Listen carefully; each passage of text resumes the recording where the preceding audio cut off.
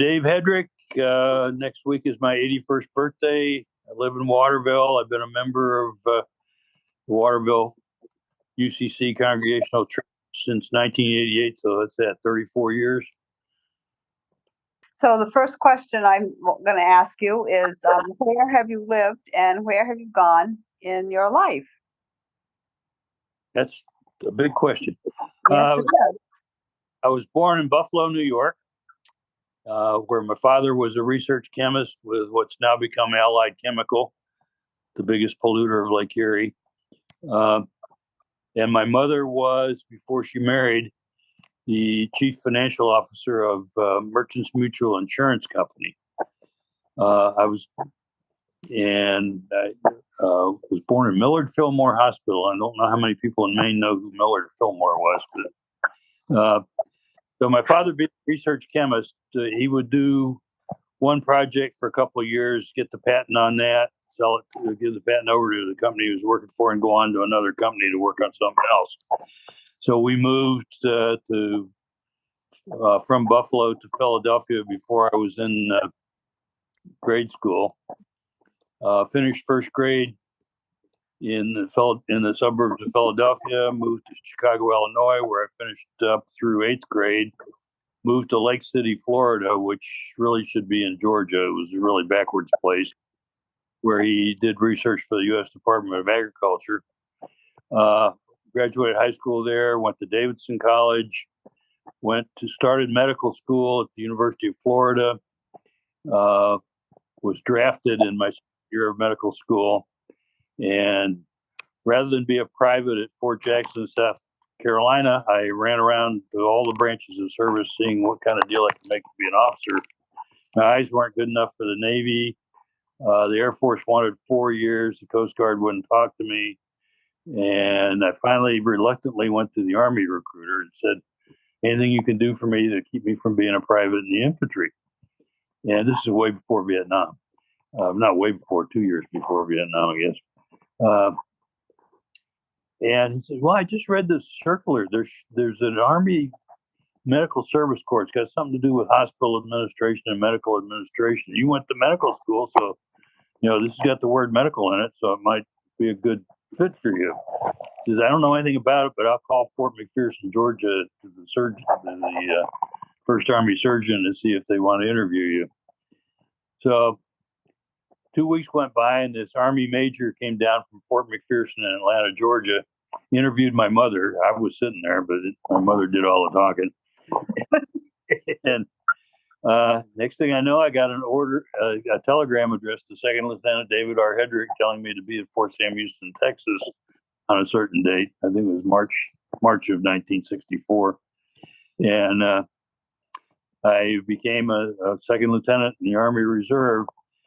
My first assignment after 8 weeks of classroom training at Fort Sam Houston in San Antonio was to go to 3/4 of a mile from North Korea, the 1st Cavalry Division, 15th Medical Battalion, where I was the executive officer of Company C. We were there for 15 months, and it was like being in combat without any bullets. We slept in tents, and were on a footing ready to be attacked within 2 hours. Did that for 15 months, kind of liked it, and went back and was a first lieutenant at the Army, at the Defense Personnel Support Center in Philadelphia. It was a huge place that had the inventory of all the medical, food, and textile property of the whole Department of Defense. They didn't have it all there, but they knew where it was and bought new when they needed it. And I ran the occupational health clinic because there was about 10,000 civilian employees and maybe 15 or 16 active duty Army personnel. It was a 2-star general. He liked me. And he said, if you'll go regular Army, I'll endorse your application. And I said, well, okay. We go down and talk to my career manager at the Army Surgeon General's office in Washington and see what they'll do for me if I go regular Army. So I went down and I bargained. If I go regular Army, I just came back from Korea, and the Vietnam War had started in 1965. And this was 65. I said, it's like volunteering to go to Vietnam if I go regular Army. Oh no, you just came back from Korea. You won't have another hardship tour, well, for 10 years. I said, well, okay. So I'm going to go back and sign up. By the time I got back to Philadelphia from Washington, there was orders on my desk sending me to join the 563rd Medical Company clearing in Fort Bragg, North Carolina, for onward movement to undisclosed destination overseas, which is how they said Vietnam. That was a super secret. They were sending me to Vietnam for some reason. They were sending me and 500,000 other people on the same month. But so I took command of the 563rd Medical Company of Fort Bragg and took them to Vietnam on a boat. And did that till I got promoted out of that job. I did it for 6 months in the field in combat with 101st Airborne. Then I moved to Nha Trang to be Plans Operation and Training Officer for the 43rd Medical Group, which meant that I was the guy in charge of moving all the wounded from the site of wounding on the battlefield by medevac helicopter to one of the 22 hospitals in Vietnam, and then onward to the United States after they had been stabilized and had their initial medical or surgical treatment. That was a big job, moving all those wounded people, maybe 150, 200 a day. Finished with that, and I was only responsible for the middle third of Vietnam at that time. Finished with that, came back to the United States, went to charm school, and part of my bargain for going regular Army and going to Vietnam, I called him up when I got the orders to Vietnam and said, hey, remember we just talked 6 hours ago? You said I wouldn't be going on another hardship tour for 10 years. I got orders on my desk. Oh, well, I can't reverse them now. And I said, well, here's the deal. You're going to send me to Baylor when I get back from Vietnam, get a degree in hospital administration. Okay. So that's what I did when I came back. My first term in Vietnam, I went to Baylor, got a degree in healthcare administration. Went back to Vietnam during the Tet Offensive of 68 and was there for a year, responsible for the evacuation of the whole wounded in the whole country. And by then I was a major. I came back to the United States and met Sophie, got married. We moved a couple other places, New York City, and well, we met and married in California. And we moved to New York City, Fort Hamilton, New York, where there was a little dispensary. And I decided to get off active duty because at the end of the Vietnam War, they had a whole lot more majors than they were authorized to have when there was not any war going on. And the deal in the Army was you could go up for promotion to the next higher rank twice. If you didn't make it on the second time, you were put out of the Army. And the competition for advancement was pretty stiff. And I said, nobody's joining the reserves anymore since the war's over. And I could probably make rank faster if I resigned my regular Army commission and got my reserve commission back. So Sophie didn't like moving so much anyway. So I resigned my regular Army commission, took back my reserve commission, was a lieutenant colonel the next day, and stayed in the reserves and wound up with a rank of colonel. But I didn't quite have enough years in the reserves to qualify for a retirement pension. And when they called me up to go to Desert Storm in 1991, I had been working in the civilian hospital industry since 1980. They found out I had wide-angle glaucoma, which is not very dangerous and is okay as long as I take drops every day. But the Army said, well, we can't guarantee you'll have drops in Iraq. So eye drops in Iraq. So we're going to put you out of the Army on a honorable medical discharge. I said, well, wait a minute, I got 19 years credit for service. I can one more year and I can retire as a colonel. Well, sorry about that. What we'll do is give you 2 months base pay for every year of service, active duty service you get. I got 32 months pay, with which I paid off the mortgage on the house I'm sitting in. I was already in Maine by then, working for the Board of Licensure Medicine. But so here I am. I forgot to say I was also in Japan for almost 4 years at a 2,000 bed hospital. Before the Vietnam War ended, we had 8,000 beds in Japan for acutely wounded who were not strong enough to make a 21-hour flight all the way directly from Vietnam to the United States. They sent them to Japan, which is an 8-hour flight. And I was the chief administrator. I'd been to Baylor, and I was the chief administrative officer of that 2,000 bed hospital. That's where I got my love for Japan. But that was before I married Sophie. I came and met Sophie and married her. Okay. So do you like to tell me about a favorite teacher or mentor or just someone who had a positive influence on you? The real mentor in my life was my mother, which is another story. Both of my parents had a deprived childhood. My father's father died when he was 8 years old of polio, and my father contracted polio and was partially crippled by it. His mother had to clean houses to support her 2 kids, and she came down with TB and had to go to Kansas to a sanitarium. So he went to live with his uncle on a farm, and he worked to pay for his room and board. He had to work on that farm until he was done with high school. My mother had 3 siblings. Her father became a Seventh-day Adventist and decided he'd go out and save the world for Jesus, and he abandoned his wife and 4 kids. So she had a deprived childhood as well. 2 of her siblings died in their teens, one of whooping cough, one of diphtheria. And she was in a little town called Perry Center, New York, which were 2 roads crossed, and it was sort of like Fairfield Center. I mean, there's a couple of businesses, and the next big town was Buffalo, 20 miles to the west. And when it was in her day, it was considered kind of a waste of resources to teach any girls past high school. And she was a good student, but when she got out of high school, the girls were expected to marry a farm boy and start producing babies to work on the farm.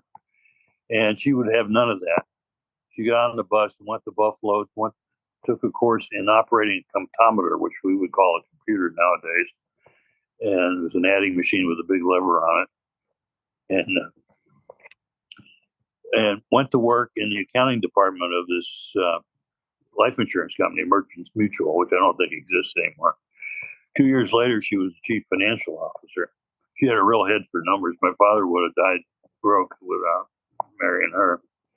And I said he was a research chemist.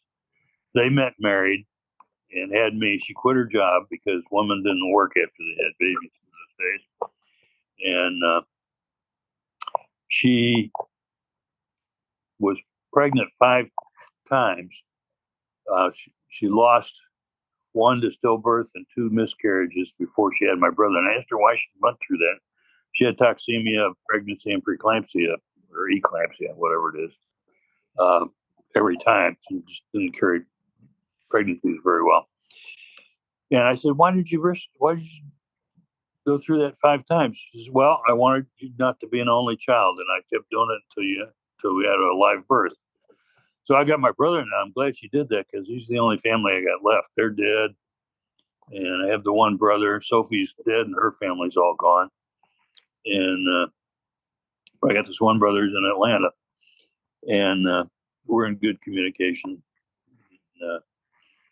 But that's the kind of person she was. She was very bright. And by the time I was 6 years old, she had bought enough 78 RPM wax phonograph records of the great classical music composers and played them for me. I love Beethoven's Sixth Symphony. I call it the Thunder Rain. By the time I was 6 or 7 years old, I could name by ear any instrument in the orchestra. I had another record called Rusty and Orchestraville that played each individual instrument, and you could tell by sound. Every Saturday afternoon, we listened to Milton Cross and the Texaco Metropolitan Opera on RCA Victor radio console. And then that Saturday night, we listened to Jack Benny. I'm old. And so she gave me an appreciation for opera and music, good music. And then my brother and I both, when we were in elementary school, when school was out in summertime, we had to read a book every week and give her a book report, tell her what we were impressed about with the book and what it was about and what we learned from it. And she had a reading list. And I learned the hard way the first week that I couldn't just, read the flap on the cover of a book and give a book report. She had read the book before I did. And she's pretty smart. And we did that right up through 8th grade. When I got in high school, she let up. And it's just the same with my brother. And both of us are avid readers. I think my verbal skills are quite good, and I think it's because of all that reading I did as a kid. And my brother and I both did well in school and in college, and I think it's all because of her.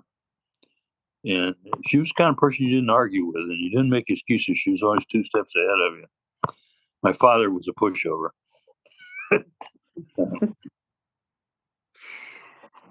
I'm going on and on. That's okay. It's very interesting, Dave. Can you tell me about a turning point in your life? Yeah, when I came back from Vietnam, I had a serious drinking problem. And I probably started having a serious drinking problem in college, but it wasn't enough to recognize it. I can't think of the name of wherever I was stationed in Los Angeles. Oh, Fort MacArthur. My commanding officer there took a great interest in the amount of my drinking when he found me passed out in the officers' club sitting at the dinner table. And he kept telling me I had a drinking problem. I kept insisting I didn't. But finally, the Los Angeles Police Department decided I had a drinking problem and impounded my car and put me in a cell in uniform with 20 or 30 Mexicans. And so the commanding officer got me out of jail the next day after I paid my fine and found my car, and told me that I had a choice. I could either resign my commission after whatever years of service I had, 14 or so, or go to Long Beach Navy Hospital, which had the only alcohol and drug addiction treatment program in the Department of Defense. It's where Betty Ford went when they found she had an addiction to pain pills. And the chief doctor there, Joseph Perch, became the head of the Betty Ford Center after he retired from the Navy. He was a Navy captain. Somehow he convinced the chief of the Bureau of Naval Personnel that alcoholism was a big problem in the Navy, and he proposed to start this facility at Long Beach Naval Hospital. And I was the first Army officer to go there. In my group was a 3-star Air Force general and 2 Navy captains who were chaplains in the Navy, and they were just humiliated to be there. And the Air Force general was found unconscious in his office with a spilled bottle of Jim Beam on his desk. And they quickly spirited him away he was commander of the 7th Air Force somewhere in Hawaii, I guess. They quickly got him smuggled into this facility on the QT. And here I was, an Army major, the lowest ranking officer in the group. And there was a bunch of Navy enlisted men and also patients there. There's about 20 of us. I was there for 8 weeks. And I didn't want to believe I had a problem for about 2 weeks. I was walking out. I went into the PX to buy something, toothpaste or something. We couldn't leave the base. And I was walking out of the base, and all of a sudden I just got a buzzing feeling. And I heard a voice that said, "You're an alcoholic." And I'm sure it was God. And 2 weeks later, I met Sophie. And it was great. I had something to do at night besides go to bars. And she was just the right match for me. And I'm sure it was divine intervention. because my whole life changed at that point. And I was allowed to continue in the Army until I decided to leave. Haven't had a drink since then, 1972. I got married in 73. Yeah. Thank you for that. You want to talk about well, you've talked about work quite a bit. What about your volunteering? Can you tell us about your? Well, I've done all kinds of things with Trout Unlimited. When I came to Maine, first thing I did was buy a spinning rod and go down to Belgrade Stream and start casting for bass. And one day I caught this fish. It was silver and shiny, and I didn't have any idea what it was. It wasn't a bass. And there was a guy with a cigar he'd been chewing on for about 3 days, sitting on a turned over wallboard paste bucket and dangling a worm in Belgrade Stream. And I said, "What kind of fish is this? Do you know?" And he says, "Yeah, it's a landlocked salmon." I said, "It is." I ran down to LL Bean and bought a real fishing rod. And it was the rod I was using, I found it wasn't Sam's Club. There was another warehouse club there first. I paid like $15 for that. And then I went down to LL Bean's and got a more expensive rod. But I decided I wanted to fly fish because, throwing a plug out there and dragging it back in wasn't very challenging. So I went to Charlie's Log Cabin in Oakland, and I says, "If you got a fly rod that I can get for under $100," well, he did. He had one for $75, a reel that was heavy enough to be a boat anchor. And I said, "Where can I learn to use this?" He says, "Well, you can go to LL Bean and pay them $100 for 1 day fly fishing lesson. It'd be like getting one piano lesson." Or you can. There's this group called Trout Unlimited that meets at who's pub down in the concourse on the first Monday of every month, and you go in there and you'll be having dinner with guys who are registered Maine guides, and some of them, well, all of them just fish every chance they get. And you'll learn more there than you will at LL Bean. So he says it's only $35 a year to belong to Trout Unlimited. So I went to Hoop's pub the next Monday that they were meeting. I sat down with two guys that I'm still best friends with. And one of them says, "What are you doing Saturday?" I said, "Nothing." He says, "Okay, meet me down at the boat launch in Waterville." He was there with his canoe that Saturday. We went up the Kennebec, and he taught me how to cast a rod. On my third cast, the hook caught on something. I gave it a tug, and he goes, "Yow!" And I turned around, and the hook was in the side of his face. And but we fished every 2-3 times a week together for 20 years after that. So he taught me everything I know about fly fishing. Well, But what about volunteering? I think the thing I enjoyed most was I became the head of the first Project Healing Waters program at a VA hospital in the United States. Project Healing Waters was started by a Navy captain. Well, it wasn't the first one. The first one was at Walter Reed. This Navy captain started taking wounded veterans, they weren't veterans at the time, wounded soldiers from Walter Reed out on fishing trips on weekends with the permission of the hospital. And it just did wonders for their morale. So he started this program called Project Healing Waters, and he contacted the VA in Maine, who contacted Trout Unlimited in Maine, who contacted me and said, "You're a retired Army officer. Would you like to head this program?" And we wound up with 50 disabled veterans from Vietnam and Iraq and all over the place. And we teach them how to tie flies. They'd each build a rod out of a kit for themselves. We showed them how to do that. We went out to various camps around Maine that would donate 2 or 3 days lodging and meals for these guys.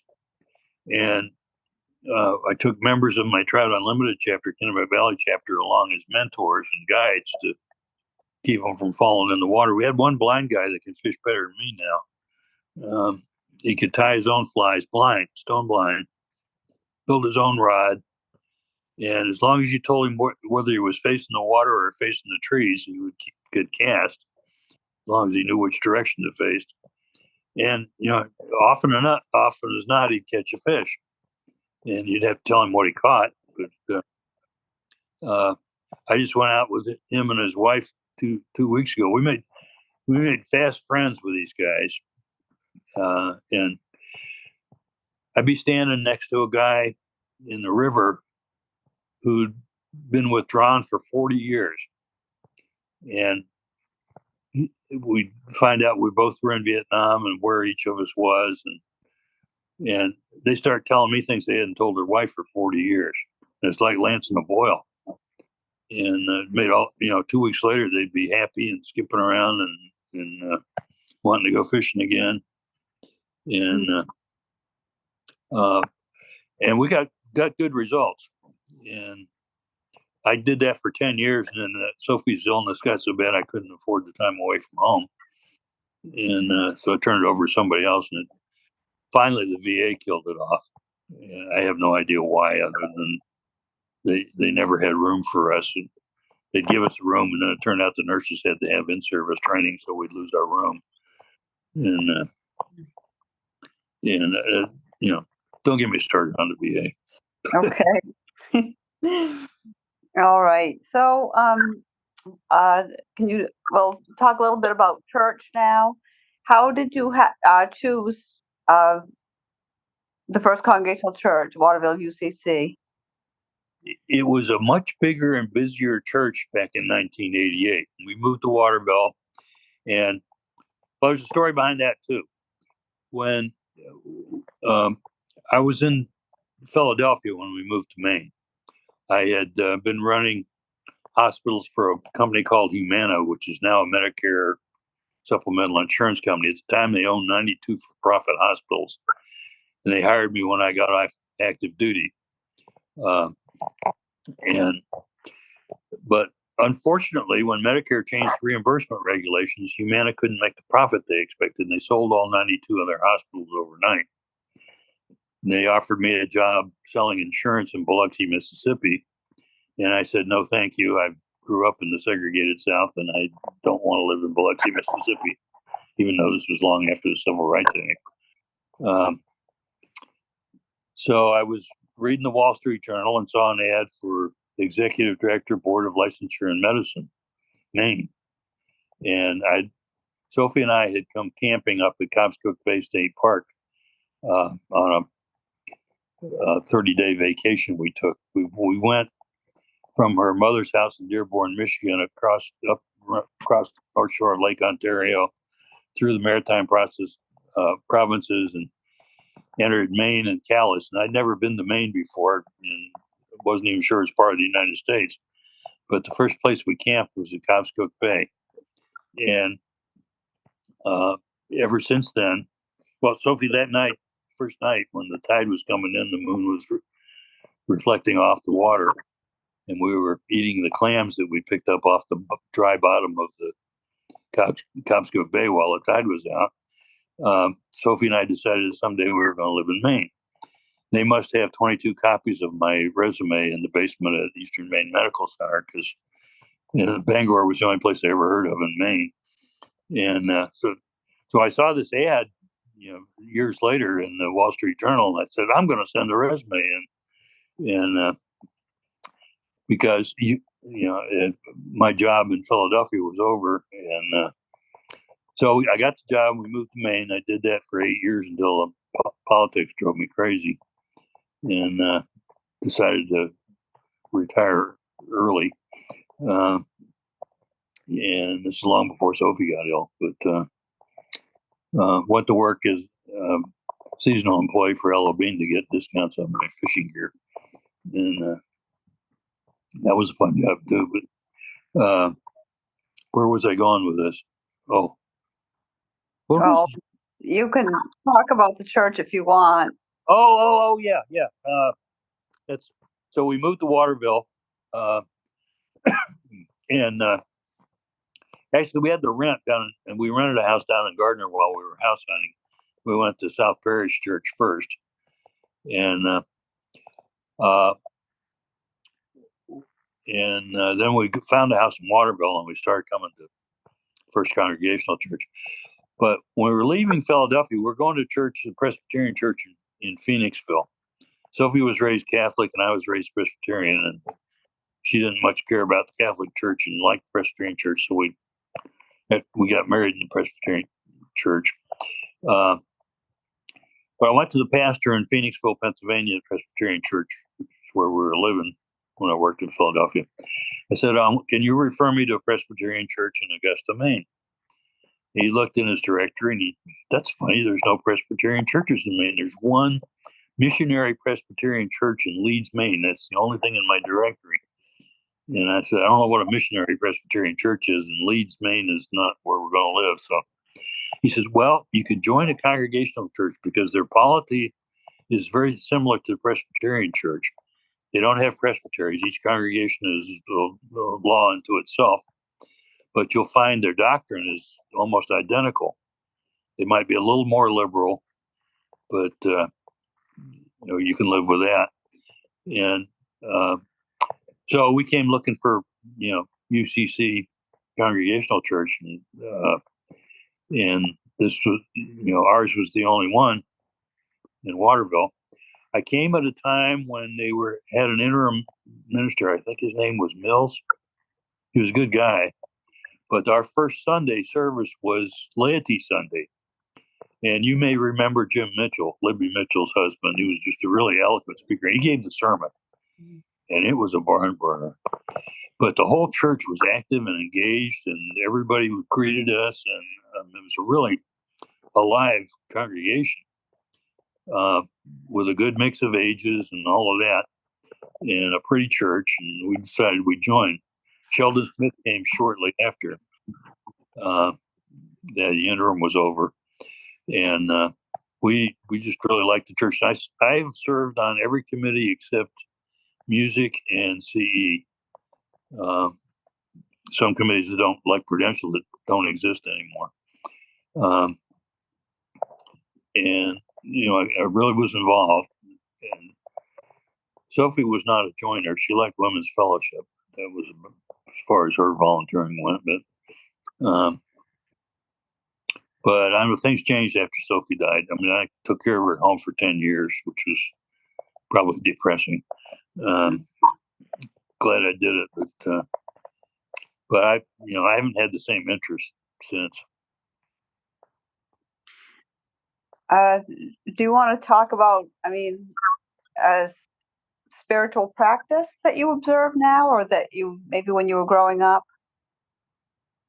There isn't anything in particular. We didn't have any, set time of day where you have to pray or anything. I don't go, not much interested in prayer meetings and stuff. I mean, I talk directly to God whenever I want to, but and there's a couple of times that I'm convinced God had a plan for me that I didn't see coming. But like when I met with Sophie, but it seems like the work that you did with veterans was definitely, to me, it seemed like God's work, and it was. Yeah. I mean, but there's lots of things like that you could say, God ordained, but that aren't necessarily church related. Right. Yeah. Exactly. The last question is, what can the congregation do for you? Just be there as they always have been when I need them. I mean, I got a lot of support when I was taking care of Sophie and when she died, and I'm going to get married again. That story. Yes. Go for 10 minutes about how I'm getting married to a Vietnamese woman, but that didn't work out this summer. I mean, I told everybody I was going to Vietnam this summer and help her with her application for a visa. but my legs gave out on me. I'm going to be 81 next week, and I'm glad. I'm just glad when I get up in the morning, I can pinch myself in it. I can feel it. I'm not hearing angels, but I'm in pretty good shape for being 81, all things considered. But my legs gave out on me. I have an injury in my back that I got from jumping out of perfectly good airplanes. And then it was aggravated by crashing in a medevac helicopter that got shot down while I was taking care of a patient, or I would have, if I hadn't been down on the floor trying to start an IV on this guy, I probably would have got shot. But that's, speaking of God, there's a couple times where, I'm lucky to still be up. Mm-hmm. But my parents lived, my father was 94 and my mother was 96. So I figure I got 15 good years left. And I would say that's good genes. I got some physical therapy, which has reduced the pain in my legs, and I'm getting a little stronger, but still kind of wobbly. I have to walk with a cane or I risk falling down. But I'm 80, and like I say, I wake up every morning. Yeah, And my brain's still pretty good. I would say. I'm very conscious of that, having lived with Sophie's Alzheimer's for 10 years. Yeah, yeah. But it looks like we're all going to get, well, not you, but most of us are going to get prostate cancer and Alzheimer's before we're done. Oh. If we don't die of heat stroke before then. Well, on that note, that was very good, Dave. Thank you very much for doing this.